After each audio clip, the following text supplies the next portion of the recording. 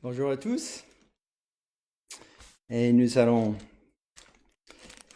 commencer notre culte. Cette activité principale de l'Église et notre temps d'adoration. Pour rappeler, je vais vous donner quelques versets. Tout cela dans le livre des Hébreux, qui était là pour montrer surtout aux Hébreux le culte par rapport à l'Ancien Testament et pour montrer que tout cela pointait vers Christ dans tous ses symboles et que Christ est le médiateur pour nous aujourd'hui.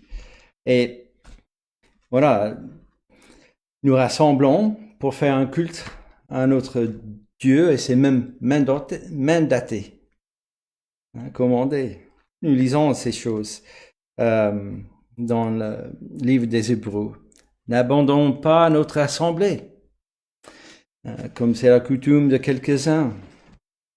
Après, nous avons cette exhortation, recevant un royaume inébranlable, montrant notre reconnaissance en rendant à Dieu un culte qui lui soit agréable.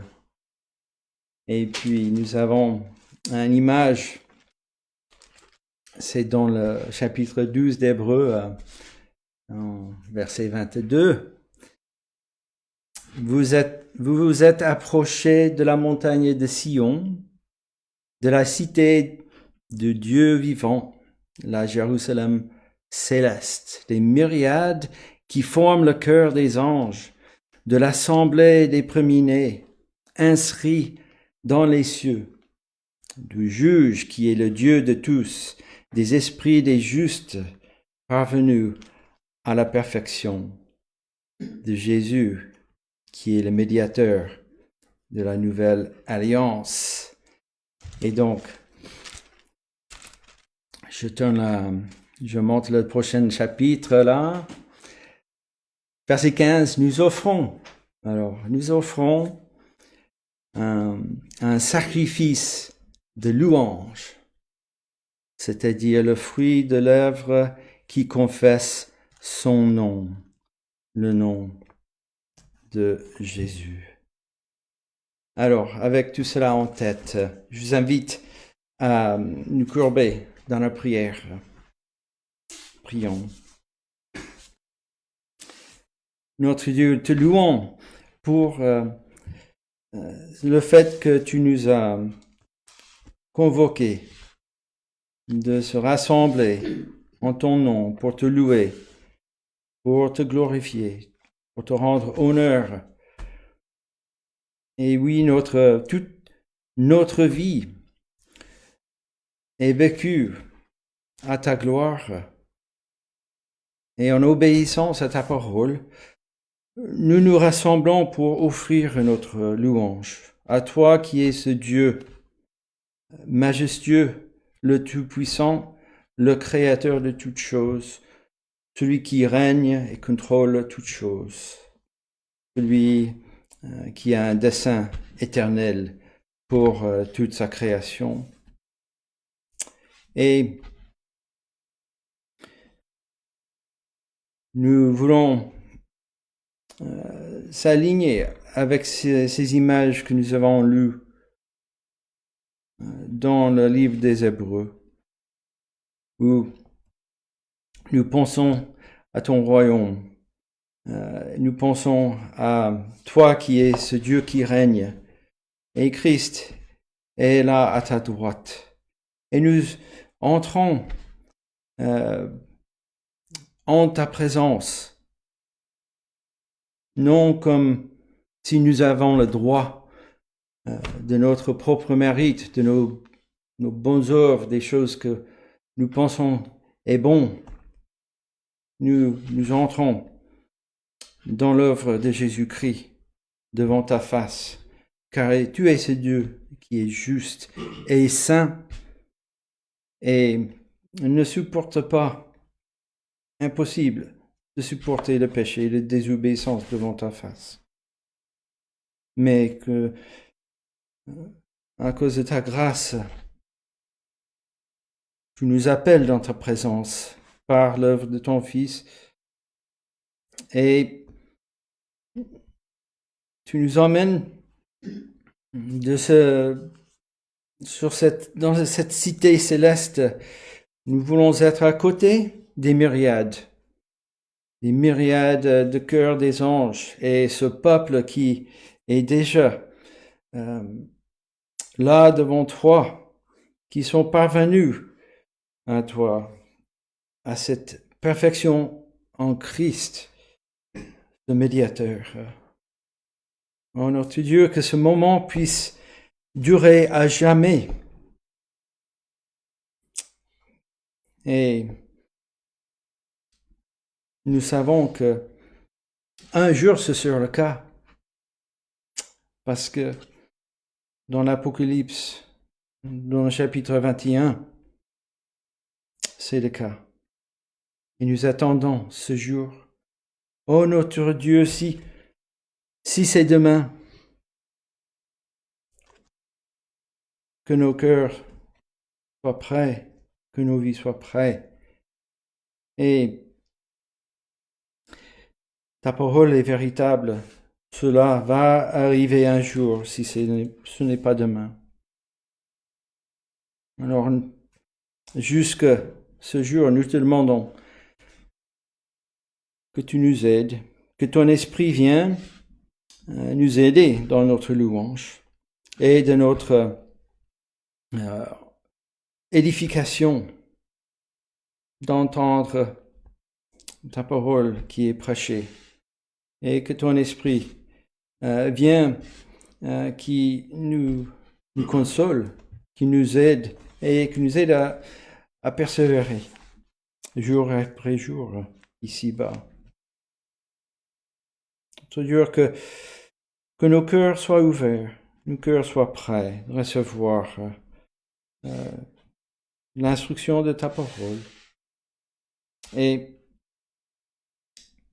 que ce soit non seulement ensemble une louange extérieure, mais que nous sommes aussi prêts à l'intérieur, que nos cœurs soient dressés devant toi, que tu ouvres les oreilles de nos cœurs.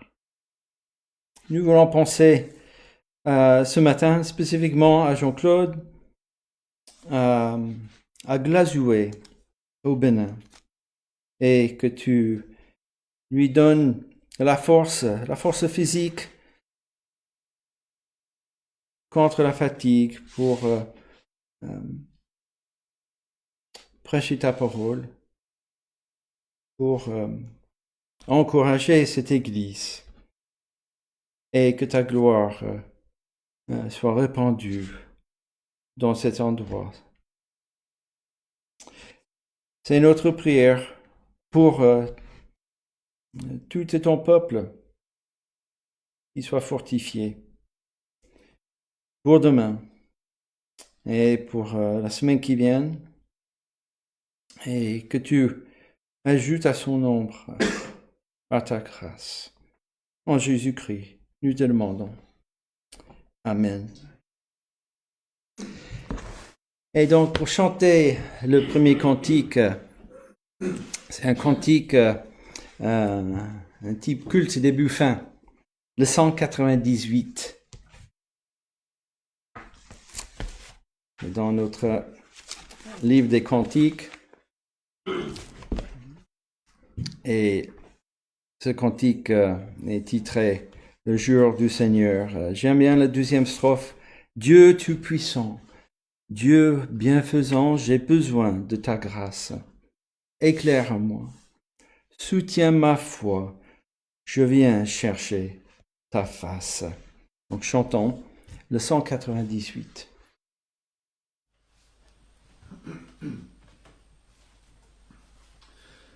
Jour du Seigneur, j'ouvre mon cœur à ta douce lumière. jour solennel à l'Éternel, consacre ma prière. Dieu Tout-Puissant, Dieu bienfaisant, j'ai besoin de ta grâce. Éclaire-moi, soutiens ma foi, je viens chercher ta face. Ta vérité, ta charité, brille dans ta parole. Seul elle instruit, guide et conduit, notre âme et la console. Que ton esprit, ô Jésus-Christ, règne seul en notre âme. Que ton amour et nuit et jour l'embrase de sa flamme. Et pour une première lecture dans la parole, je vous invite à ouvrir dans l'Ancien Testament, dans le prophète Ésaïe. Et donc, Ésaïe, chapitre 45.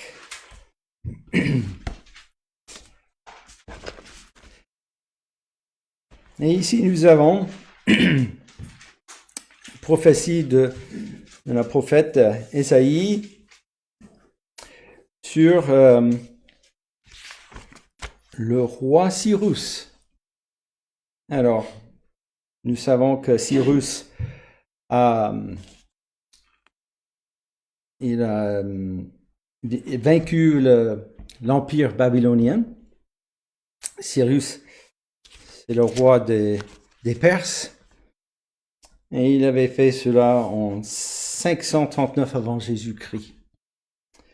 C'est un fait. Et ce prophétie a été dit sur lui, même 2 siècles avant, par ce prophète Ésaïe. Et nous le voyons aussi, Cyrus, il n'est pas jusqu'ici. Il est dans le livre de Daniel. Jérémie aussi a prophétie de ce moment. Et aussi le début de Esdras. C'est intéressant que le premier verset ici, l'Éternel a son oint à Cyrus. Intéressant que ce mot oint était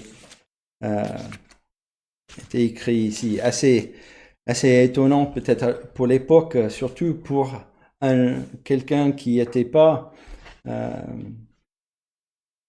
dans le peuple de Dieu. Même le roi Nebuchadnezzar, je pense, n'a pas eu ce mot-là. Et nous voyons bien en détail comment Dieu l'avait opéré, avait utilisé ce roi-là. Et ici, donc nous avons en premier lieu un homme, un être humain, un créature de Dieu. Et nous voyons comment Dieu l'utilise. Et donc, qu'il soit un grand roi puissant ou non, nous voyons Dieu le Créateur, Dieu souverain, et comment Dieu peut utiliser un homme pour ses desseins. Nous allons commencer au premier verset jusqu'au verset 13.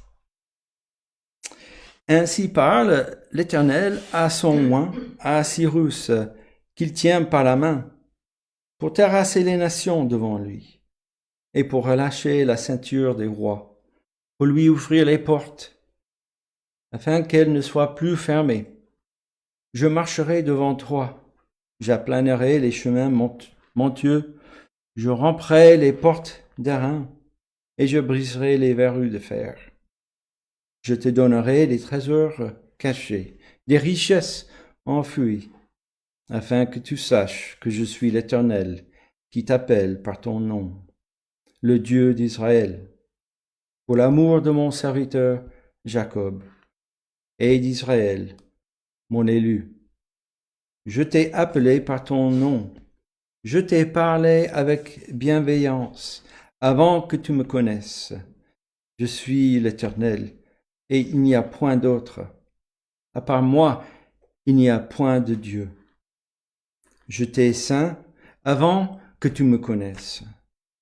C'est afin que l'on sache du soleil levant au soleil couchant, qu'à part moi, il n'y a point de Dieu. Je suis l'Éternel, et il n'y en a point d'autre. Je forme la lumière, et je crée les ténèbres. Je donne la prospérité, et je crée l'adversité. Moi, l'Éternel, je fais toutes ces choses. Que les cieux répandent d'en haut, et que les nuées laissent couler la justice. Que la terre s'ouvre, que le salut y fructifie, et qu'il y en sorte à la fois la délivrance. Moi, l'Éternel, je crée ces choses. Malheur à qui conteste avec son Créateur. Vase parmi les vases de terre. L'argile, dit-elle à celui qui la façonne, que fais-tu? Et l'œuvre, dit-elle à l'ouvrier, tu n'as point de main. Malheur à qui dit à son père, pourquoi m'as-tu engendré? Et à sa mère, pourquoi m'as-tu enfanté? Ainsi parle l'Éternel, le Saint d'Israël et son Créateur. Veut-on me questionner sur l'avenir, me donner des ordres sur mes enfants et sur l'œuvre de mes mains? C'est moi qui ai fait la terre et qui sur elle ai créé l'homme. C'est moi, ce sont mes mains qui ont déployé les cieux, et c'est moi qui ai disposé toute leur armée. C'est moi qui ai suscité Cyrus dans ma justice, et j'aplanirai toutes ses voies. Il rebâtira ma ville et libérera mes captifs sans rançon ni présent, dit l'Éternel des armées. Et voilà ces derniers versets. Le prophète, il va transitionner là de ce Dieu créateur, de ce Dieu rédempteur. Et je vous invite à continuer à lire le fin de ce chapitre dans votre temps libre. Je vous invite à ouvrir le livre de Cantiques pour chanter le numéro 29.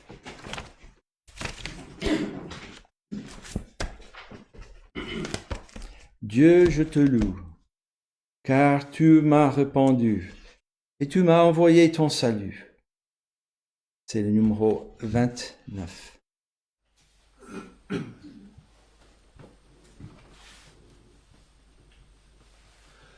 Dieu, je te loue, car tu m'as répandu et tu m'as envoyé ton salut.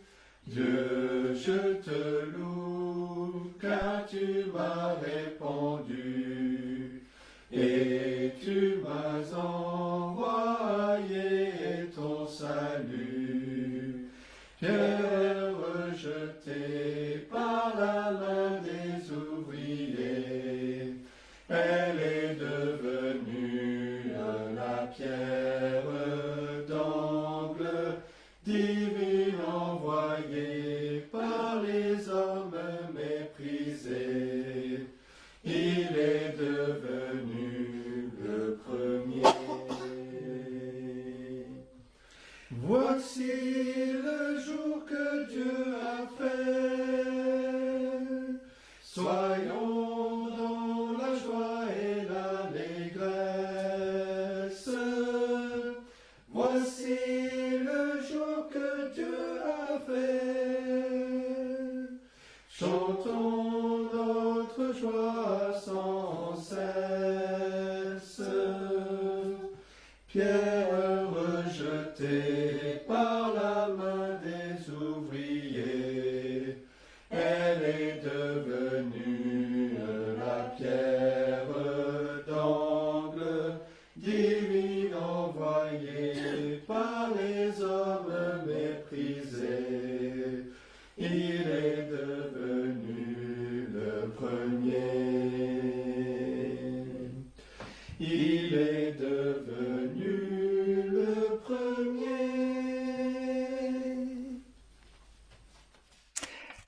Je vous invite à ouvrir la parole de Dieu dans le Nouveau Testament. Et nous allons lire un passage dans l'épître aux Éphésiens, comme on avait mentionné mercredi soir, que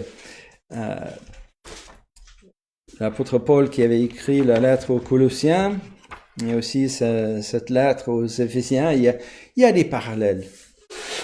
Et peut-être pour nous aider pour nous préparer pour la prédication tout à l'heure, nous allons regarder aussi cette analogie que l'apôtre Paul fait de l'Église comme le corps de Christ et Christ est la tête. Donc c'est Éphésiens chapitre 4.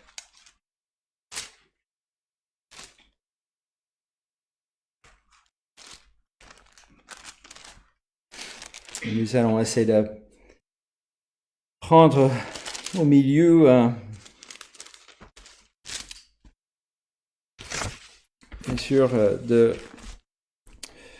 ce contexte pour les Éphésiens, écrit à eux dans cette première siècle de l'Église, là, le début, et aussi nous pouvons bénéficier de ce que l'apôtre Paul dit à l'Église. Nous allons essayer de reprendre au milieu là, verset 10. Là où il parle de Christ, de tout son ministère, de toute son œuvre, qu'il est descendu sur cette terre. C'est le même qui est monté au-dessus de tous les cieux, afin de remplir toutes choses. Verset 11. Et il a donné les uns comme apôtres, les autres comme prophètes, les autres comme évangélistes, les autres comme pasteurs et docteurs, pour le perfectionnement des saints, en vue de l'œuvre du ministère et de l'édification du corps de Christ, jusqu'à ce que nous soyons tous parvenus à l'unité de la foi et de la connaissance du Fils de Dieu, à l'état d'homme fait à la mesure de la stature parfaite de Christ. Ainsi, nous ne serons plus des enfants, flottant et emportés à tout vent de doctrine, par la tromperie des hommes, par leur ruse dans les moyens de séduction, mais en professant la vérité dans l'amour, nous croîtrons à tous égards en celui qui est le chef, Christ. C'est de lui, et grâce à tous les liens de son assistance, que tout le corps, bien coordonné et formant un solide assemblage, tire son accroissement selon la force qui convient à chacune de ses parties et s'édifie lui-même dans l'amour. Et voilà, nous avons aussi cette image de l'Église, le corps de Christ. Voilà, c'est pour ça c'est difficile de se grandir, de s'accroître si on est isolé, n'est-ce pas? Et Un membre ne peut pas être détaché du corps. Et Christ a donné ses dons à chacun, des dons différents, bien sûr, beaucoup d'autres dons qui ne sont pas mentionnés ici. Mais c'est pas les dons pour votre bénéfice. C'est pas un don pour votre bénéfice privé. Non, le don c'est pour servir l'Église, n'est-ce pas? Les dons sont pour le corps. Et voilà, c'est difficile lorsque nous sentons d'être un petit nombre et que nous savons bien que il y en a d'autres qui sont encore petits que nous. Donc, je vous invite à chanter le 192 pour continuer.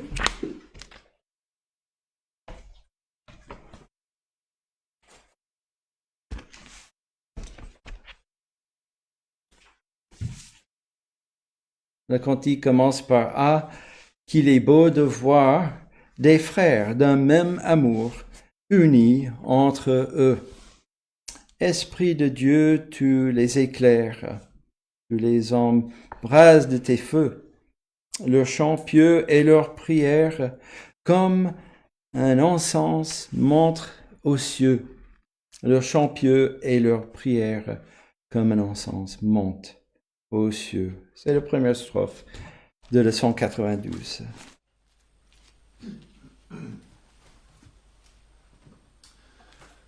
Ah, qu'il est beau de voir des frères d'un même amour unis entre eux. Esprit de Dieu, tu les éclaires, tu les embrases de tes feux. Leur chant pieux et leur prière, comme un encens monte aux cieux. Leur chant pieux et leur prière, comme un encens monte aux cieux. Ô Rédempteur, en ta présence, dans ta sainte communion, ils savourent la jouissance d'une céleste affection. Aussi leur cœur en assurance t'offre leur adoration. Aussi leur cœur en assurance t'offre leur adoration. Dans tous les lieux la même vie anime tout est racheté. Partout leur âme est réjouie de tes douces gratuités. Oui, ton Église est enrichie de tes magnifiques bontés. Oui, ton Église est enrichie de tes magnifiques bontés. Répands sur nous, Dieu charitable, ton esprit de grâce et de paix. Accueillis à la même table et goûtons les mêmes bienfaits. Qu'un amour saint et véritable nous unisse en toi pour jamais. Qu'un amour saint et véritable nous unisse en toi pour jamais. Et donc, avant la prédication, nous allons chanter un dernier cantique. Mais avant cela, je vous invite à la prière. Oui, notre Dieu, te louons pour ta grâce, ta miséricorde envers nous. Nous voulons que notre louange soit agréable à toi.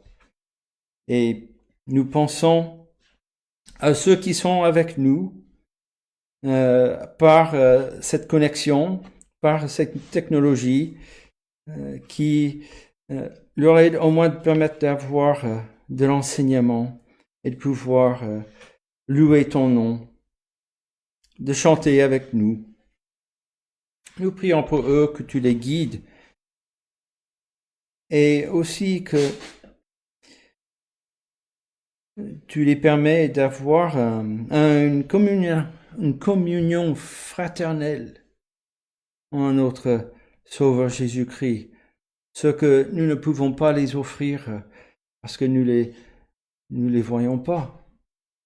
Ils nous voient, mais nous n'avons pas cette relation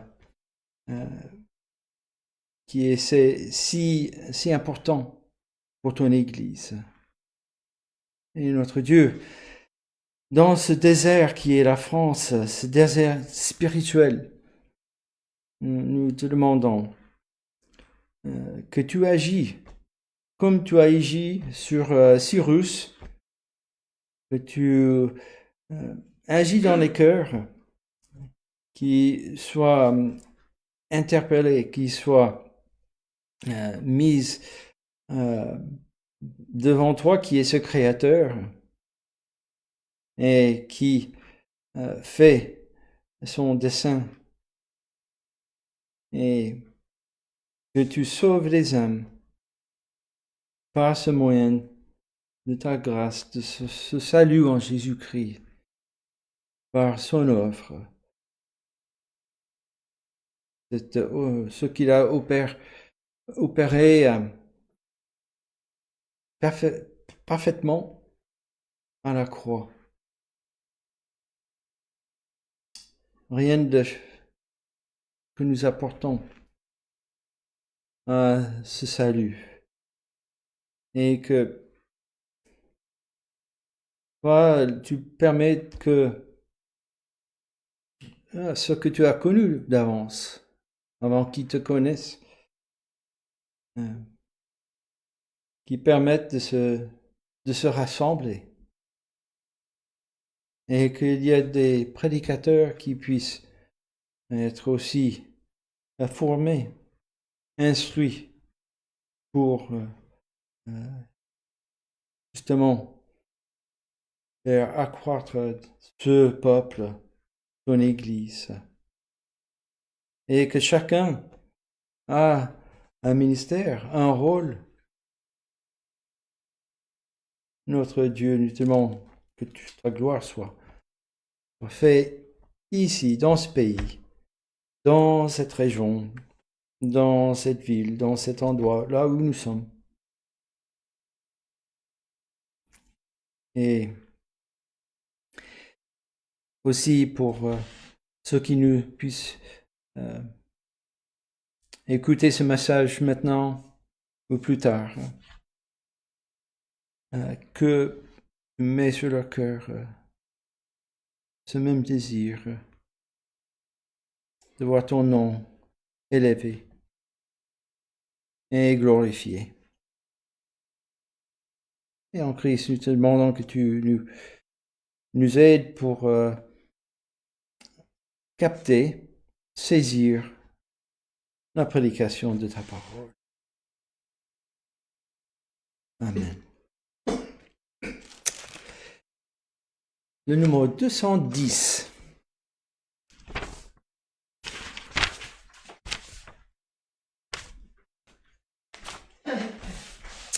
Je m'approche de toi, source de vie, mon Sauveur, bénis-moi. Le 210.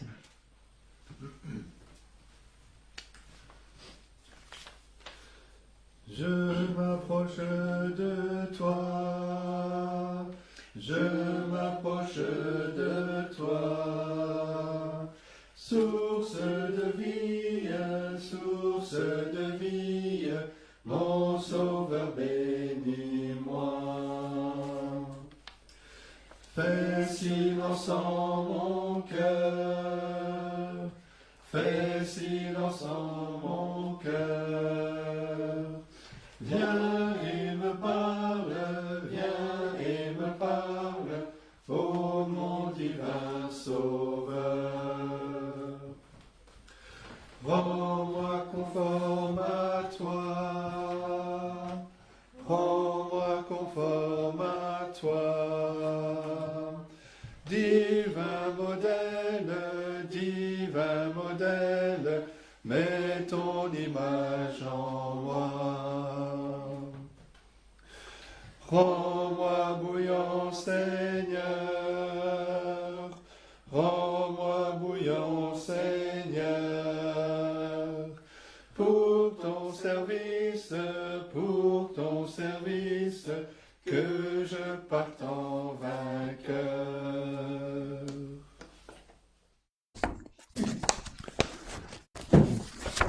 On l'avait appris mercredi soir, donc on s'en rappelle, c'est bien.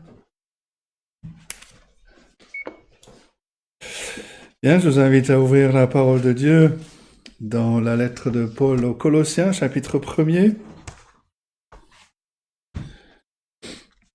Et nous allons nous focaliser ce matin sur le verset 18, mais on va lire à partir du verset 15, Colossiens, chapitre 1. Et nous lisons donc à partir du verset 15, et voici la parole de Dieu. Le Fils est l'image du Dieu invisible, le premier-né de toute la création. Car en lui ont été créées toutes les choses qui sont dans les cieux et sur la terre, les visibles et les invisibles, trône, dignité, domination, autorité. Tout a été créé par lui et pour lui. Il est avant toute chose et toute chose subsiste en lui. Il est la tête du corps de l'Église. Il est le commencement, le premier-né d'entre les morts, afin d'être en tout le premier. Et c'est la parole de Dieu.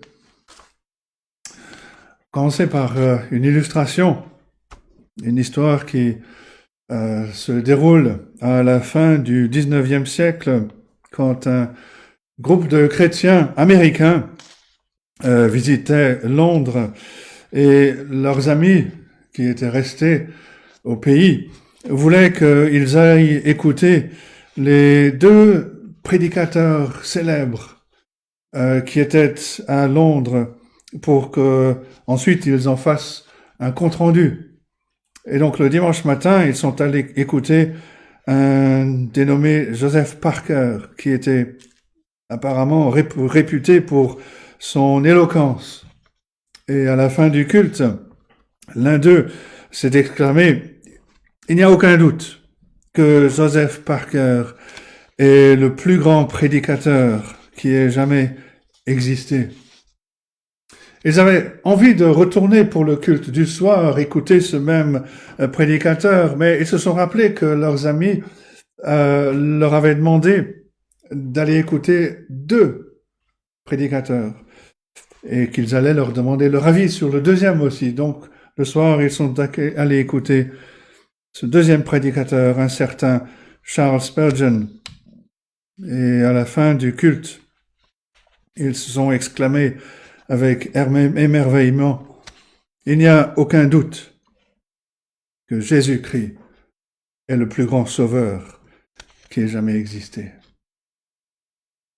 Et l'apôtre Paul aurait sans doute apprécié le sens de cette illustration.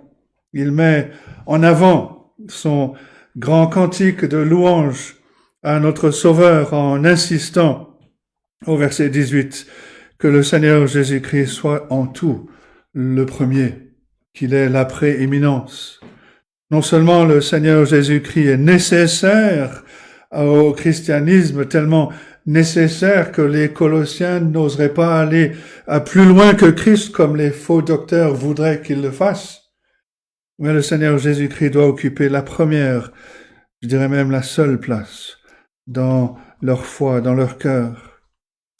Et dans notre étude de ce cantique de l'apôtre Paul, que l'on trouve ici au chapitre 1, dans les versets 15 à 20, on arrive ce matin au troisième point principal.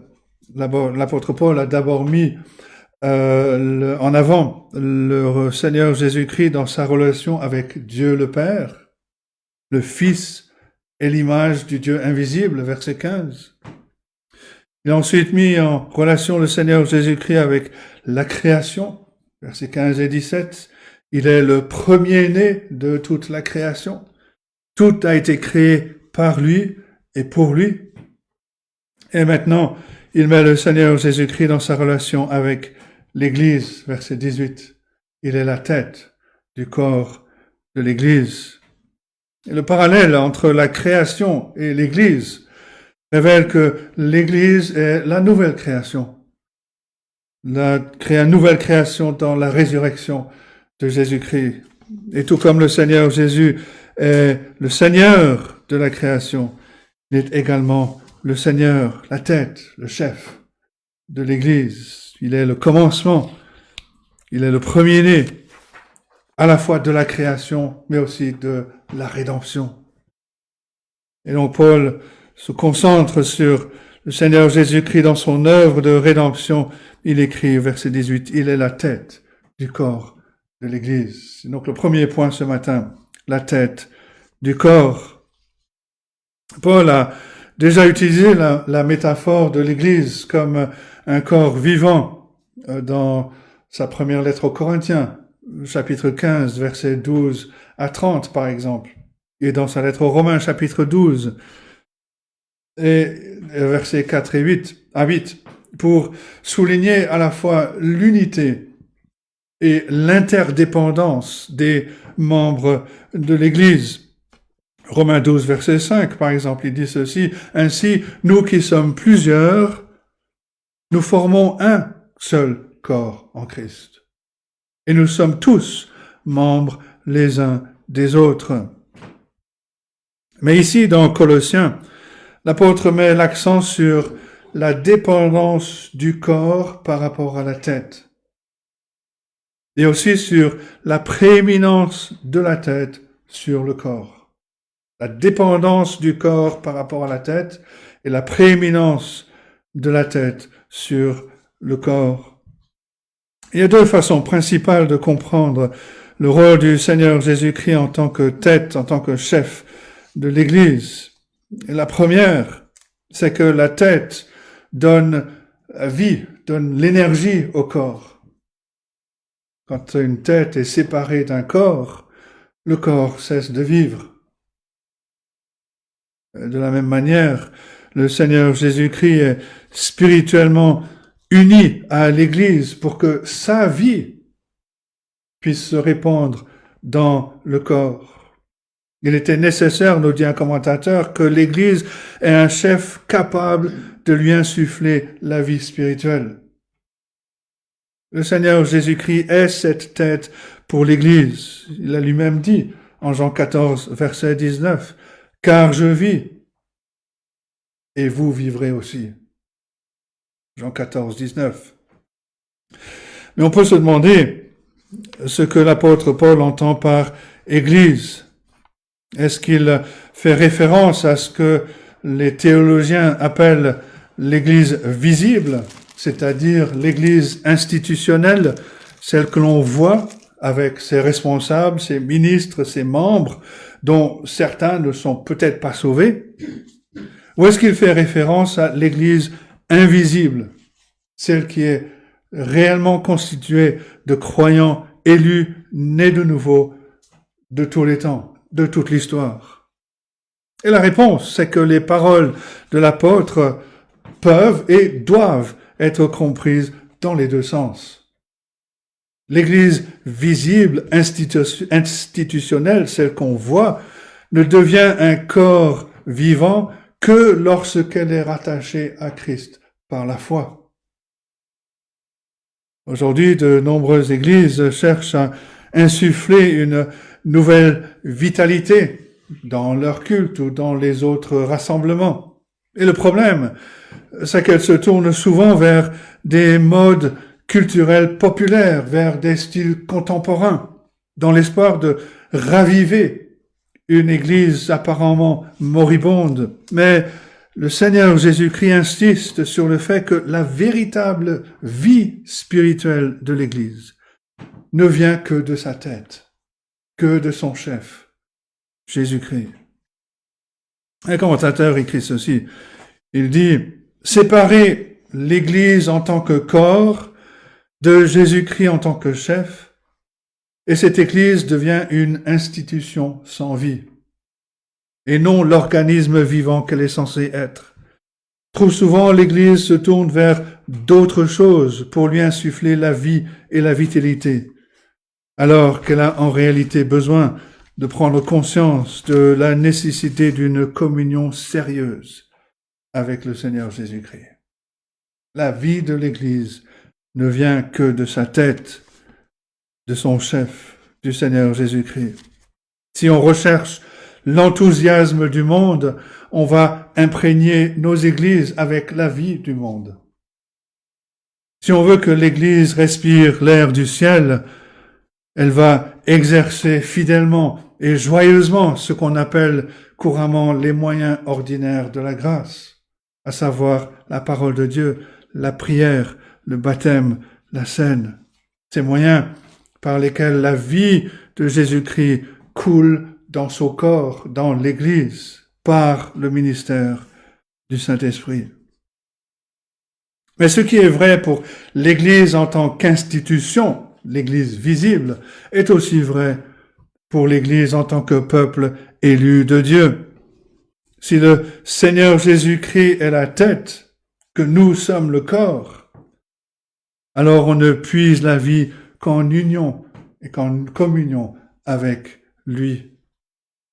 Vous connaissez sans doute ce passage où le Seigneur Jésus-Christ a illustré ce point dans sa parabole de la vigne. Jean 15, verset 5. « Je suis le cep, vous êtes les sarments. Celui qui demeure en moi, en qui je demeure, porte beaucoup de fruits, car sans moi, vous ne pouvez rien faire. » Jean 15, verset 5. Alors lorsque la foi semble sèche, qu'on semble manquer de vitalité spirituelle, le remède consiste à passer du temps avec Christ, dans la prière, à travers sa parole. Et la vie de la tête viendra animer le corps. La tête donne vie et énergie au corps. C'est une dépendance totale, à la fois du croyant personnellement, mais de l'Église ensemble, une dépendance totale de la tête. La deuxième façon d'interpréter la métaphore de Paul, c'est de réaliser que la tête donne la direction au corps. Elle donne la vie, elle donne l'énergie au corps, mais elle donne aussi la direction. Et cela souligne la seigneurie de Jésus-Christ sur l'Église. La tête exécute sa volonté en faisant bouger le corps. Et l'œuvre de Jésus-Christ sera accomplie par une Église qui est dépendante, soumise, obéissante à lui. Puisque le Seigneur Jésus-Christ est le chef et la tête, il est essentiel qu'aucune autre personne ne se voie accorder une position d'autorité sur l'Église. La violation la plus flagrante de ce principe se produit dans l'Église romaine, l'Église catholique romaine, qui attribue une prétendue autorité à la fonction papale. Mais le croyant qui croit dans la Bible ne peut en aucun cas accepter l'autorité du pape sur l'Église. D'autant plus que la papauté a souvent imposé des doctrines en contradiction directe avec les Écritures. Mais l'abus de ce principe ne se limite pas à Rome. Les nombreuses sectes issues du protestantisme accordent l'autorité finale à un leader exalté. On peut citer Joseph Smith pour les Mormons, Mary Baker Eddy pour la science chrétienne, Charles Taze Russell pour les témoins de Jéhovah, et bien d'autres. Mais même dans le monde dit évangélique, de nombreuses églises suivent aujourd'hui un pasteur célèbre ou parfois une puissante faction de famille ou d'anciens. Et pour chaque église, la question doit être posée. Est-ce que Jésus-Christ est réellement, véritablement la tête, le chef de l'église? Et en fait, il n'est le chef que là où la parole de Dieu règne comme la seule règle de foi et d'obéissance, où chaque décision est prise en soumission à l'enseignement clair des Écritures. Malheureusement, beaucoup d'églises ont renoncé à la primauté du Seigneur Jésus-Christ, préférant le succès, préférant l'approbation de la culture environnante. Si l'Église est le corps, Christ est la tête, alors la mission de l'Église est celle qui a été confiée par le Seigneur Jésus-Christ lui-même. Matthieu 28, versets 19 et 20. Allez, faites de toutes les nations des disciples, les baptisant au nom du Père, du Fils et du Saint-Esprit, et enseignez-leur à observer tout ce que je vous ai prescrit. L'Église n'a pas pour mission séculière de lutter contre la pauvreté ou de corriger les injustices sociales, même si les chrétiens, en tant que citoyens, jouent souvent un rôle de premier plan dans ces causes, dans toutes les causes qui sont justes. Mais l'Église est le moyen par lequel le Seigneur Jésus-Christ réalise ses desseins. Il accomplit son œuvre qui se concentre sur l'adoration de Dieu, la louange à son nom et à l'œuvre qu'il a accomplie en Jésus-Christ, son œuvre de rédemption.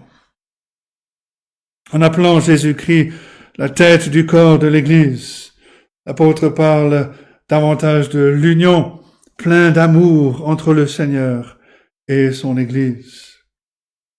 On a lu tout à l'heure Éphésiens chapitre 4, si on avait lu au chapitre 5, l'apôtre Paul écrit que jamais personne n'a haï sa propre chair, mais il la nourrit et en prend soin comme Christ le fait pour l'Église, parce que nous sommes membres de son corps. Éphésiens 5, versets 29 et 30.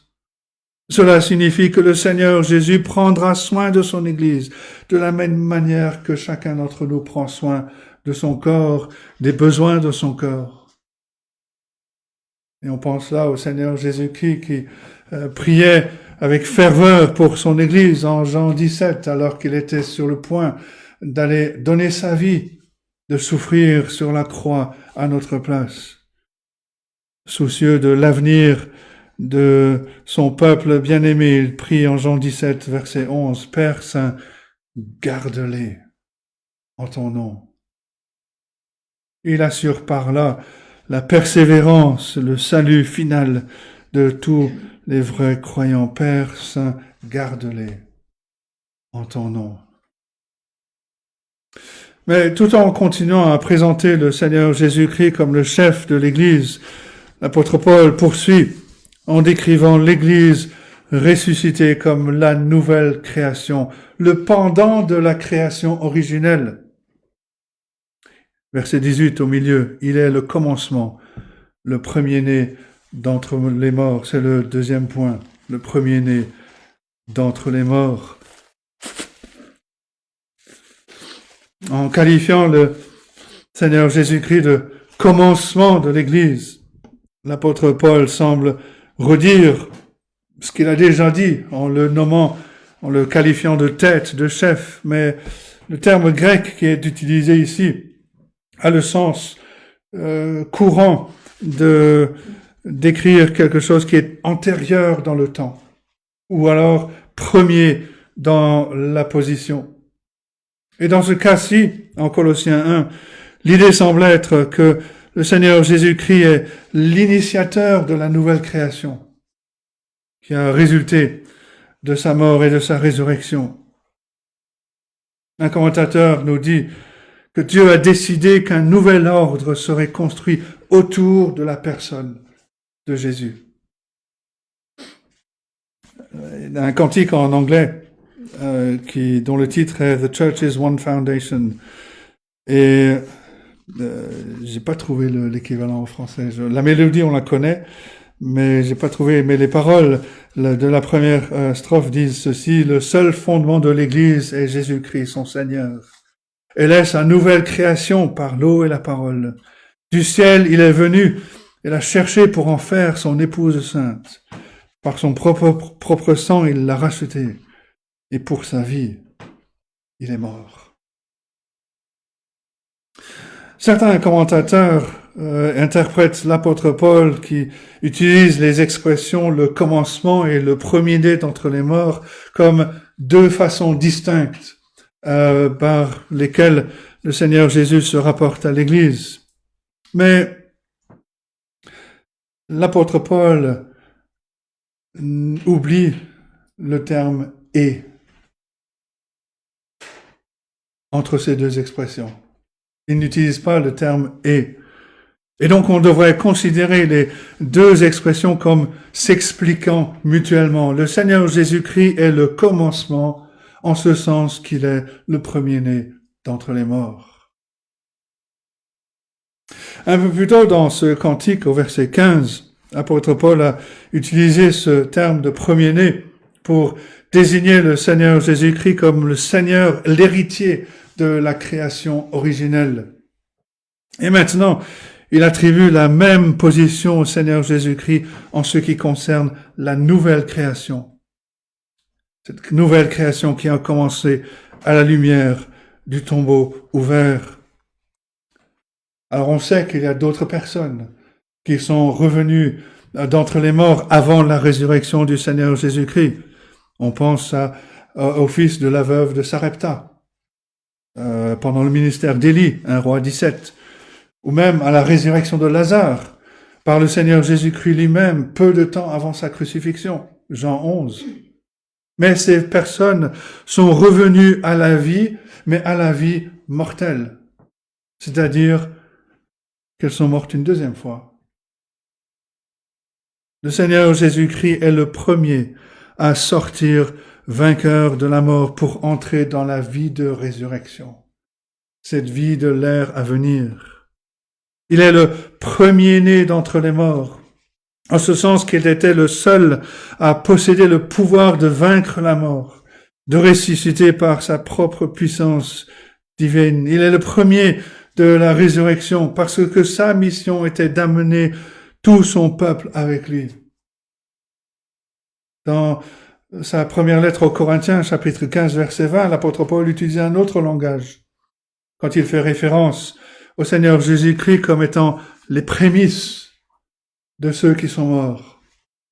Les prémices, c'est un terme qui décrit la première partie de la récolte, qui représentait l'ensemble de ce qui allait venir. Et donc, si les prémices ont été ressuscitées, toute la récolte de la résurrection est garantie et va suivre. 1 Corinthiens 15, les versets 22 et 23. En tant que commencement, le Seigneur Jésus-Christ est aussi le premier-né d'entre les morts. C'est donc le premier d'une longue lignée de son peuple qui allait partager la puissance de sa résurrection. Le Seigneur est le pionnier, il est le conquérant.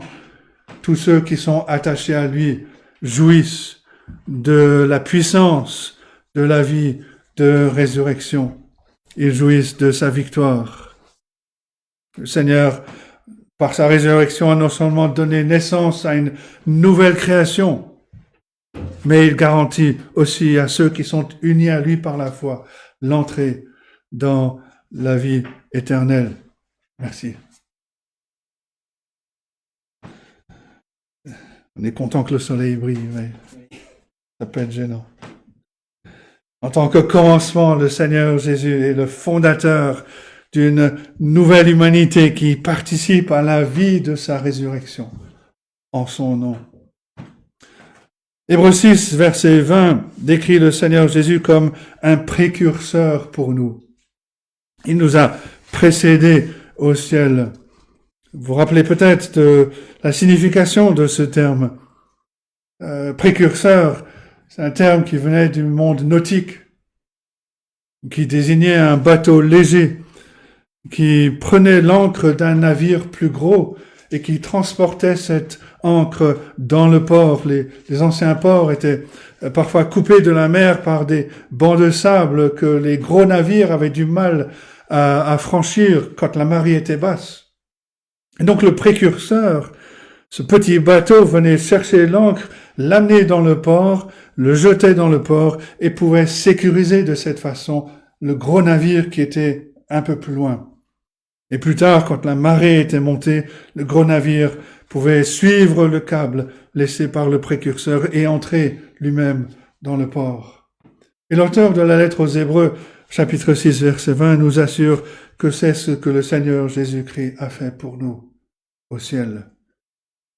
Dans cette vie, la marée qui nous mènera en toute sécurité vers l'ère à venir n'est pas encore montée, elle est encore basse. Mais le Seigneur Jésus-Christ a traversé la tombe. Il est entré dans la vie de résurrection. Et parce qu'il est maintenant exalté dans les cieux et que nous sommes unis à lui par ce câble sécurisé de la foi à salut, de la foi qui sauve. En tant que croyants en Jésus-Christ, nous sommes ancrés à la résurrection, nous sommes ancrés au port éternel du ciel. Un commentateur nous dit de cette manière, lui-même s'est engagé à ce que nous aussi un jour, nous entrions dans le port de nos âmes et dans la présence même de Dieu, dans la nouvelle Jérusalem. Mais c'est particulièrement intéressant de réaliser que, en tant que croyants, on participe à la vie de résurrection du Seigneur Jésus-Christ bien avant que nos corps soient mis en terre. L'apôtre Paul décrit notre régénération dans la foi en Jésus-Christ comme étant rendu vivant avec Christ. Éphésiens 2, verset 5. Il fait référence à notre nouvelle naissance dans la foi comme le premier aperçu de la résurrection.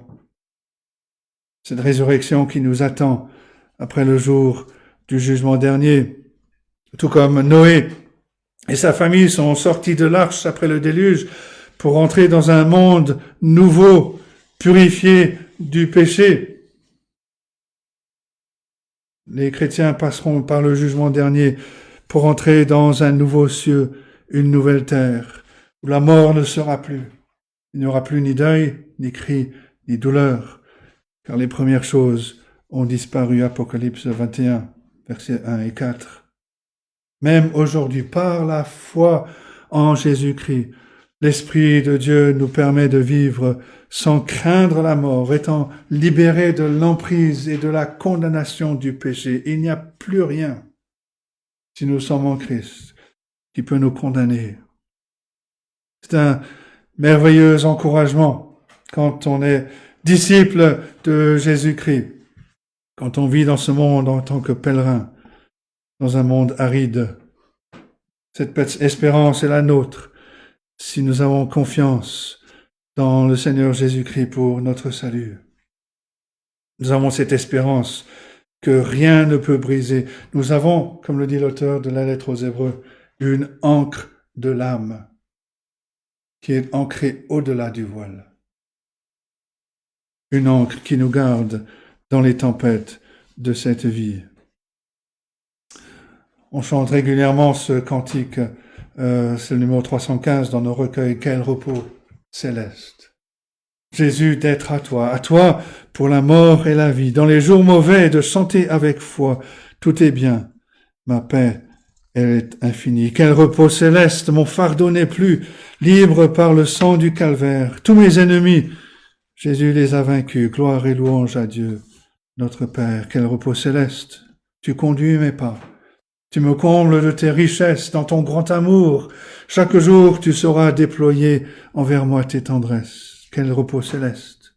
Quand enfin, Seigneur, auprès de toi, j'aurai ma place. Après les travaux, les combats, la douleur, à jamais, je pourrai voir ta face. Quel repos, quel céleste repos. C'est effectivement le repos du croyant. Nous avons une ancre qui est au-delà du voile, solidement fixée. Rien, aucune tempête, rien ne peut briser cette espérance que Dieu nous a donnée en Jésus-Christ. Il est évident que l'apôtre Paul anticipe ce qu'il va dire au sujet du Seigneur Jésus-Christ pour répondre aux fausses affirmations de l'hérésie qui était courante, ou qui commençait plutôt à exister, à se disséminer à cette époque, cette hérésie qui exhortait les croyants à rechercher quelque chose de plus que la simple foi en Jésus-Christ. Mais si Jésus-Christ est le chef de l'Église, la source de la vie de résurrection, la foi en lui est indispensable. Un commentateur écrit que ceux qui ne sont pas unis à ce commencement, celui qui est le commencement, ne participent ni à la grâce dans la vie présente, ni à la gloire dans la vie à venir. Mais l'apôtre Paul ne présente pas simplement le Seigneur Jésus-Christ comme important, comme nécessaire, mais il dit que le Seigneur Jésus-Christ est devenu le premier-né d'entre les morts, afin d'être en tout le premier. Et c'est le troisième point. Il est prééminent. Il est en tout le premier.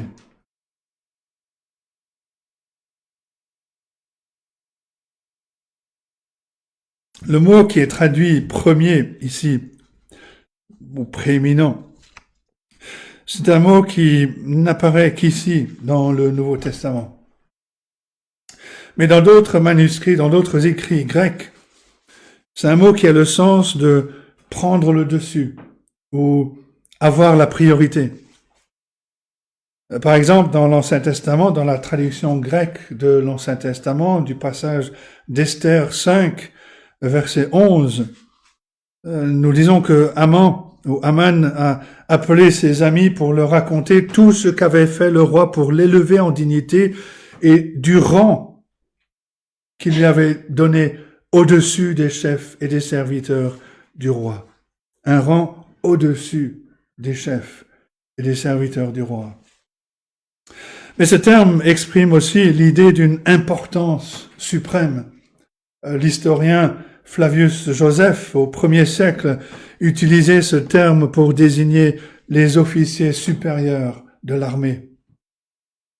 Ce terme, donc prééminence, premier, combine les notions de distinction suprême, mais aussi d'autorité suprême. Il est au-dessus.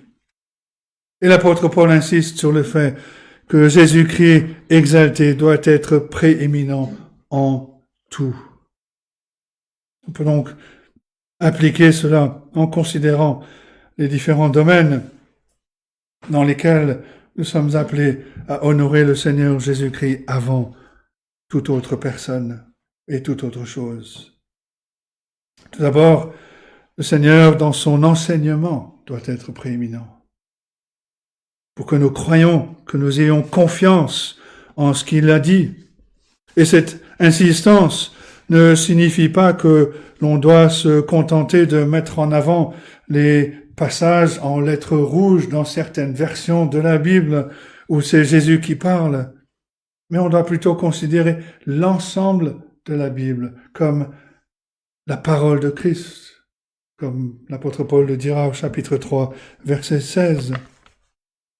Certains experts ont cherché à créer une distinction entre l'enseignement du Seigneur Jésus-Christ et celui des apôtres, tel que Paul, en affirmant que seuls les évangiles font autorité. Mais on doit se rappeler que Paul, comme les autres auteurs, est un apôtre de Jésus-Christ, comme il le dit au début de cette lettre. Cela signifie qu'il a été envoyé par le Seigneur Jésus-Christ, qu'il représente, qu'il parle au nom de Jésus-Christ. Et de même, comme le Seigneur Jésus-Christ a dit que Moïse a écrit à mon sujet, Jean 5, verset 46, tout l'Ancien Testament est le message de Jésus-Christ qui a été transmis par l'Esprit Saint. Par exemple, en Luc 24, verset 44, le Seigneur dit ceci, « Il fallait que s'accomplisse tout ce qui est dit de moi dans la loi de Moïse, dans les prophètes et dans les psaumes. » L'Ancien Testament parle de Christ. Et pour que le Seigneur Jésus-Christ soit prééminent dans l'enseignement, cela signifie que toute doctrine, et en particulier l'enseignement concernant le salut, doit être soigneusement fondée sur les Écritures. Les Colossiens étaient assaillis par des mystiques, des enseignants mystiques qui prétendaient détenir un savoir secret qui permettait de gagner la vie éternelle par l'intermédiaire d'esprit. Et on doit poser la question, mais quelle est leur autorité pour cet enseignement? À moins que la doctrine ne puisse être directement attribuée à Jésus-Christ, ce qui est manifestement pas le cas, alors elle doit être rejetée.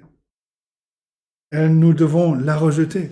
Et de même aujourd'hui, alors que les enseignements novateurs abondent, en tant que croyants qui veulent rester fidèles à la parole de Dieu, nous devons exiger de voir le fondement biblique de cet enseignement. Quand quelqu'un affirme certaines choses, il faut une référence claire aux Écritures, pas une partie des Écritures, mais à toutes les Écritures.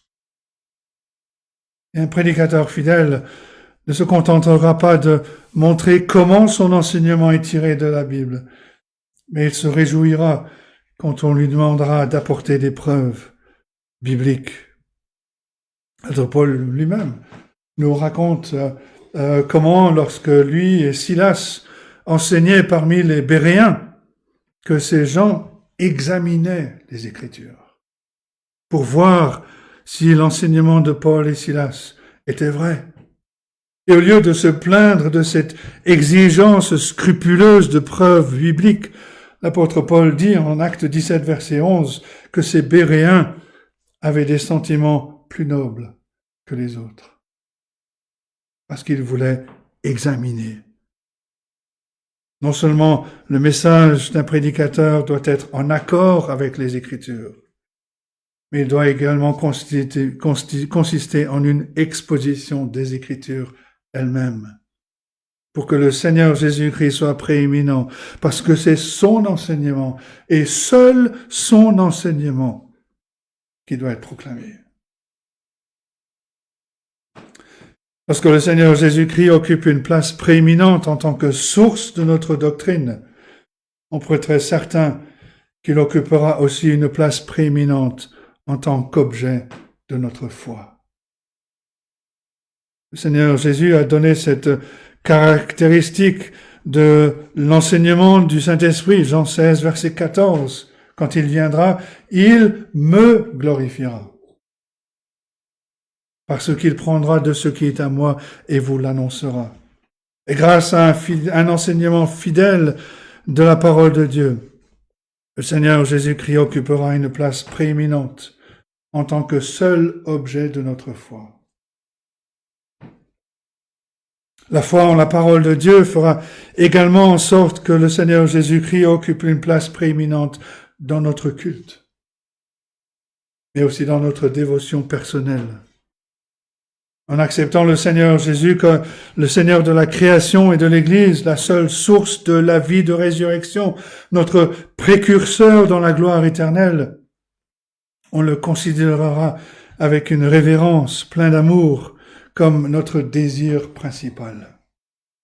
Le ciel deviendra pour nous avant tout le lieu où le Seigneur Jésus nous attend, où il attend son peuple. Nos jours sur terre seront compris avant tout en termes d'adoration, en termes de service pour lui. Et lorsque l'histoire aura suivi son cours, c'est le Seigneur Jésus-Christ assis sur son trône du jugement. Et notre entrée dans la gloire sera accompagnée des chants de louange du peuple de Dieu, de toute l'Église et des anges. Le royaume du monde est remis à notre Seigneur et à son Christ, et il régnera au siècle des siècles. Apocalypse 11, verset 15. Quelle gloire, quel bien terrestre pourrait-on avoir qui pourrait surpasser la prééminence de Jésus-Christ? Il n'y en a aucun, ni au ciel, ni sur la terre. Le Seigneur devrait donc occuper la première place dans nos pensées, dans nos cœurs, dans même nos ambitions, nos efforts. Une poétesse anglaise du nom de Christina Rossetti a écrit un poème intitulé In the Bleak Midwinter, qui est devenu un chant de Noël. Elle pose la question dans la deuxième partie, elle dit, mais que puis-je lui donner? Pauvre comme je suis. Si j'étais un berger, je lui donnerais un agneau. Si j'étais un sage, je ferais ma part. Mais qu'est-ce que je peux lui donner?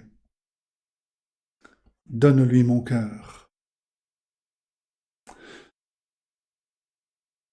Et enfin, le Seigneur Jésus-Christ doit occuper une place prééminente dans notre témoignage. Le Seigneur Jésus-Christ est le message. Il est le sens même de l'Évangile. C'est lui qu'on doit mettre en avant. On doit assumer le rôle d'André, qui a amené son frère Simon voir le Seigneur. On doit être comme Pierre, qui a proclamé Jésus crucifié et ressuscité à la ville de Jérusalem, coupable.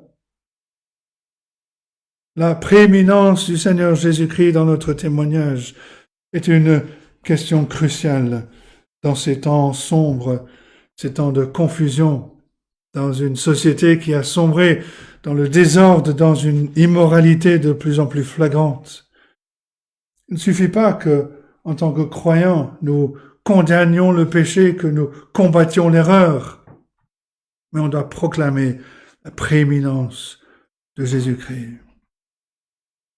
Une bonne question que nous pouvons nous poser, c'est de savoir si le monde qui nous entoure connaît notre foi dans le Seigneur Jésus-Christ. Le monde sait qu'on va s'opposer à l'avortement. On va désirer, on va défendre la moralité biblique comme on doit le faire.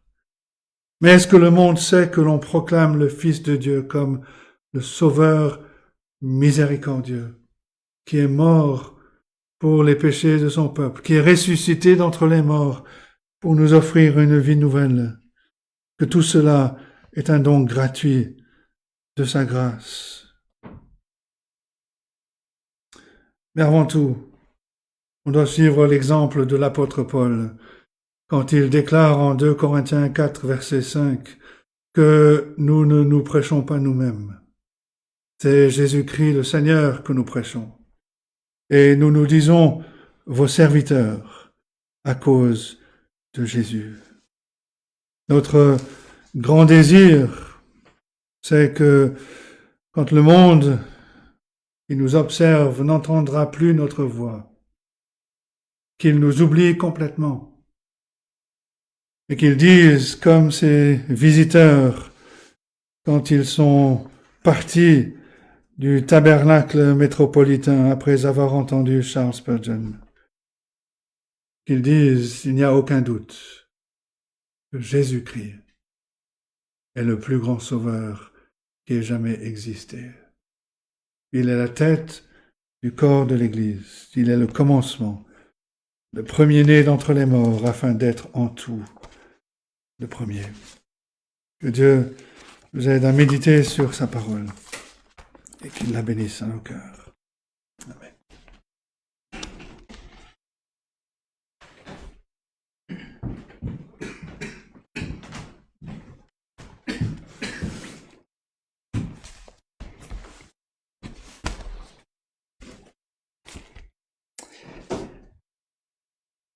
Chantons maintenant le 184.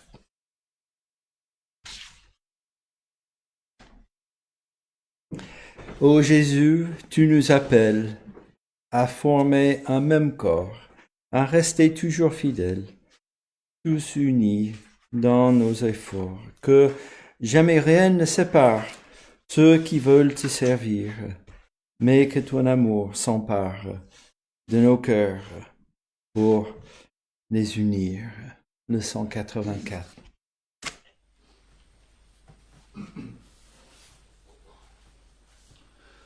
Ô Jésus, tu nous appelles à former un même corps, à rester toujours fidèles, tous unis dans nos efforts, que jamais rien ne sépare ceux qui veulent te servir, mais que ton amour s'empare de nos cœurs pour les unir.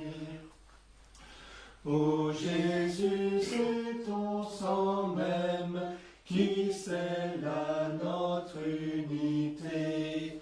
Apprends-nous comment on aime, donne-nous ta charité, que l'on trouve en ton Église le modèle de ta paix, pour que rien ne la divise.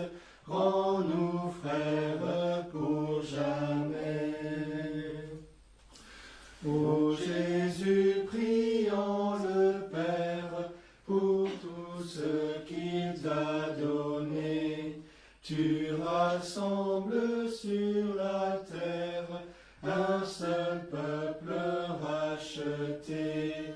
Allumons-nous, tendre Maître, un amour toujours nouveau. Alors tous pourront connaître que nous sommes ton troupeau.